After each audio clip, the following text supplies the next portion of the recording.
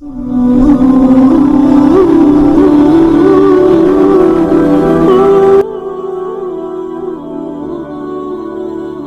اپنے بچوں کے لیے حدیث پاک میں گھر میں اپنے آل اولاد پر جیسے فراخی کرے، یہ دسترخوان میں عمدہ رکھ دے، اور بھی ان پر پھل فروٹ کھلائیں، اچھی اچھی چیزیں ان کو کھلائیں، سارا سال انشاءاللہ برکت رہے گی۔ فرمان مصطفیٰ صلی اللہ تعالی علیہ وآلہ وسلم، جو 10ویں محرم اپنے بچوں کے خرچ میں فراخی کرے گا، اضافہ کرے گا، بڑھائے گا اس کو، تو اللہ پاک سارا سال اس کو فراخی دے گا۔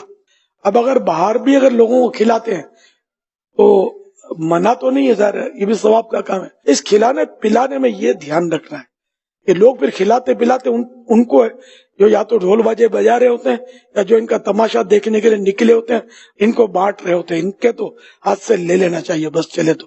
کسی کے والد کا انتقال ہو جائے تو آپ کی تعزیت کے لیے کوئی ڈھول بجاتا ہوا ہے تو آپ کیا بولو گے؟ اس کو ویلکم کرو گے، بھاگ کے کھانے کھلاؤ گے یا اس کو بھگا دو گے؟ تو اپنے باپ کی برسی پر کوئی ڈھول بجائے تو ہم اس کا ڈھول سمیت اس کو توڑ پھوڑ ڈالیں؟ تو امام علی مقام، امام حسین اور ان شہیدوں کی یاد ہم مناتے ہیں، اس کو منانے کے لیے ڈھول بجائیں اور پپوڑیاں بجائیں اور مطلب ناچیں اور کودیں اور رقص کریں، یہ جو روڈوں پہ تماشا ہوتا ہے، ان کو اگر آپ نیاز بانٹتے تو اس کو پھر آپ دیکھ لیں اپنا آخرت میں کیا ملے گا آپ کو۔ اب اپنے محلے میں جہاں یہ فسق و فجور نہیں ہو رہا، یہ گناہوں کے مناظر نہیں ہے، وہاں بے شک آپ محلے میں اگر کھلاتے ہیں کسی کو، یہ بانٹ دیں۔